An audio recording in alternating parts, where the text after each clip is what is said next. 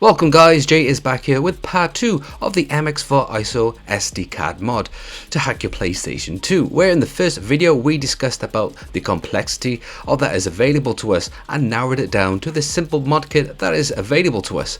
We also discussed the alternative medias and how to play backups on your PlayStation 2 that is currently available and its benefits to get a better understanding.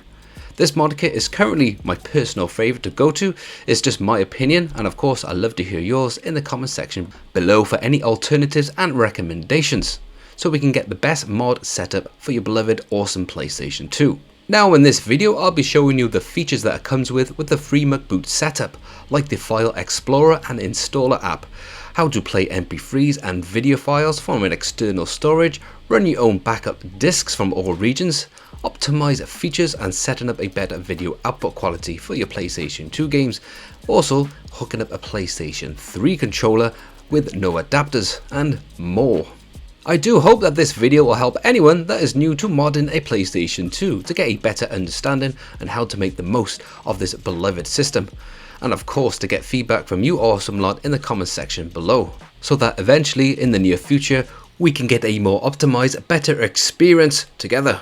Remember to like, comment and subscribe to support this type of content and this channel. That'd be much appreciated.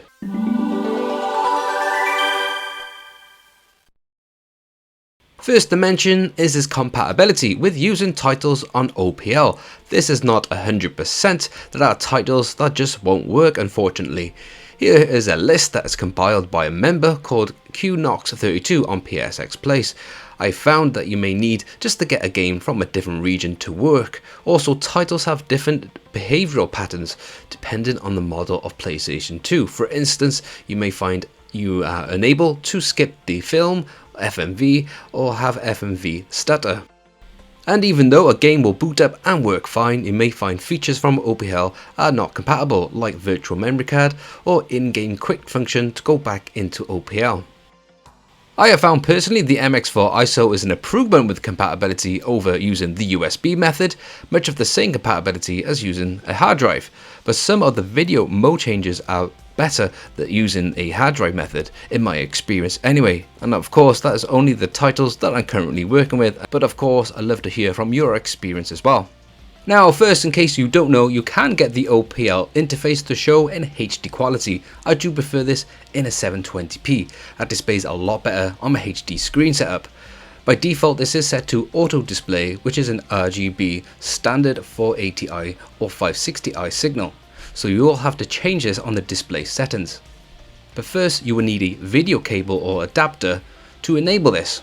The two I personally like to use and currently working with is this Level Hike HDMI, which is still in my favourite to go to, but the other does feature a YP-BBR switcher, which then is acting as if it were the original component cable that was released on the PlayStation 3 and is compatible with the PlayStation 2. This cable then gives the PlayStation 2 the feature of having up to a 1080i resolution output. I will be working on a comparison of these HDMI adapters, so keep an eye out for that video. You will also need to go to the main PlayStation 2 system configuration settings and switch the component video output from the default RGB to the YCP-BBR. You can see in this footage my monitor is struggling with a native RGB resolution signal with this adapter. But now we head back to the OPL and to the display settings and set it to 720p, which will enable us a HD OPL dashboard with functionality with the compatible titles to run at 480p. Now this is looking pretty awesome.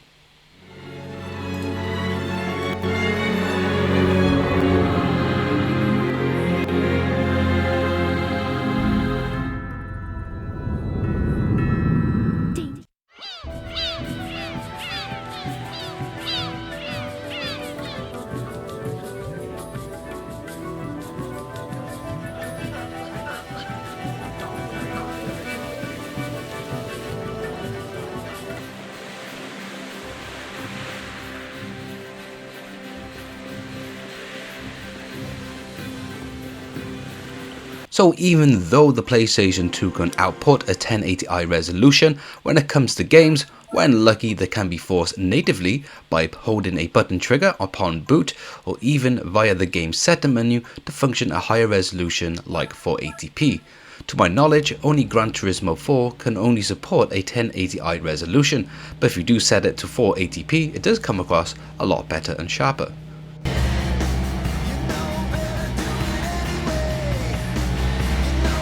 But again, more details on this matter, I will be creating a dedicated video comparing video adapters for the PlayStation 2, so keep an eye out for that release. The compatibility list of games supported with this higher resolution is a lot greater, with titles released over into the NTSC regions like the USA, where PAL zones releases like in the UK, only a handful of titles were supported with this higher resolution mode.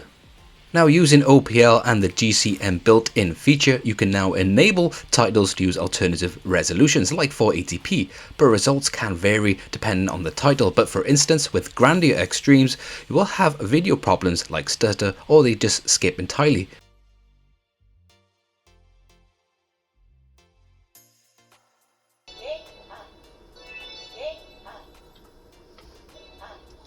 But when it comes to gameplay, it is completely fine.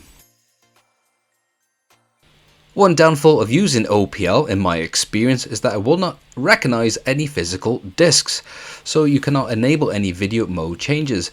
But via the main boot menu and selecting video output mode GCM, let's go for Dune for example, as I recently watched this and it's pretty awesome, you can then change the output resolution and then exit to menu, where by default it will then boot to the media, and then that's how the resolution will change.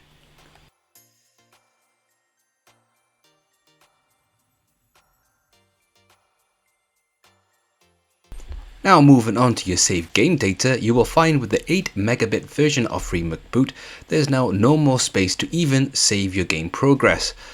So within a selected title, using OPL under configure VMC, you can create what is called a virtual memory card, where this will create a folder on the SD card. You can create 2 memory card slots per title.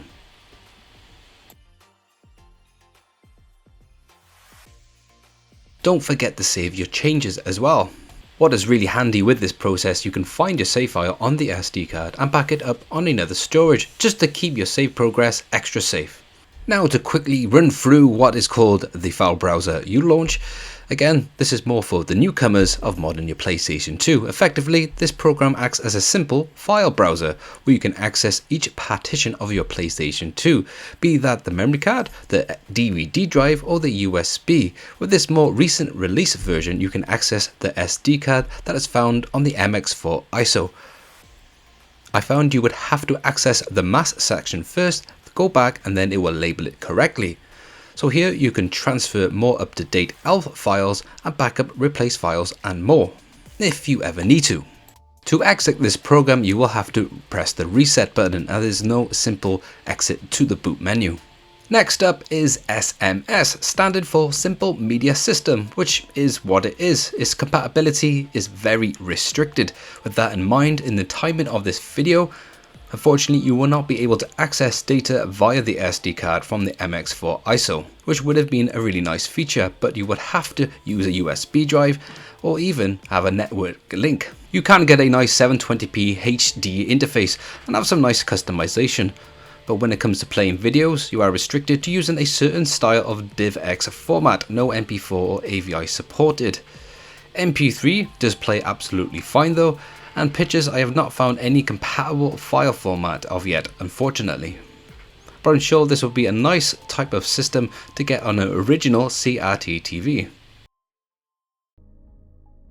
Next up is a very simple controller tester app, which is great for people who are testing modded controllers or looking for any input problems. For me, I have unfortunately come across a small minor analog control drift with the R stick. You will not be able to exit this app. Again, you would have to reset your console to get back to the main boot menu. The next app is a simple BIOS version checker app, in which it just finds out which BIOS is installed into your PlayStation 2. A very handy app for people who are interested with installing a universal BIOS to boot physical media from all regions, so you could play your PlayStation 2 games from the US and from PAL and even Japan. I will create a dedicated video on how to make this yourself, so keep an eye out for that video. Now let's check out ESR, which is an app to play and run your backup writable DVD-R discs. So the games that are not compatible with OPL, or if you fancy using those slightly quicker load speeds, this will make it happen. To get this up and running, you will first need to pop your SD card that comes with this mod pack into your PC and locate the folder for PC use. And in there you will see the ESR folder, which is then holding an ISO patcher. It is a very simple program. Simply click on the dots on the right hand side and locate your game ISO file that you wish to patch with the ESR patcher. Then click patch. It's a very quick process. The next step is to simply burn this image onto disk. I tend to use the program Image Burn. It's best to keep the settings on a low burn speed and have the finalize option ticked. Make sure you do have a healthy ISO file as well, as this could take you a couple of attempts to get this working.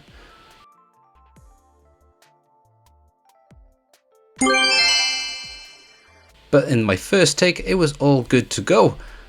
And you can get away with just putting the disc into the console like normal, and the ESC will automatically boot up and work for you.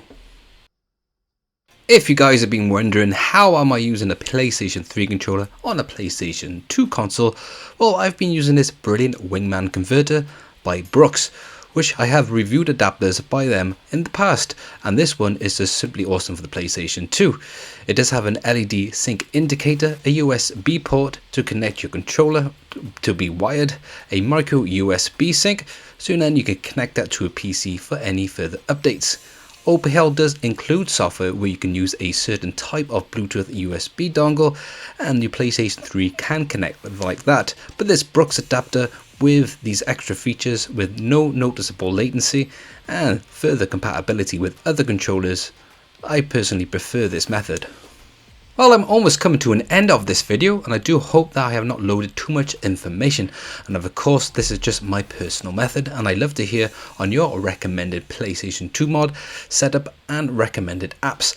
I did mention I will show you how to run PlayStation 1 games with this mod kit, but I best leave that for a dedicated up and coming video to give you that extra detail and setup information. I can confirm this mod kit, which you will find a purchase link below, is capable of running PlayStation 1 games as well. Last but not least, at the PlayStation 2 boot menu, we've got a handy reset and shutdown app.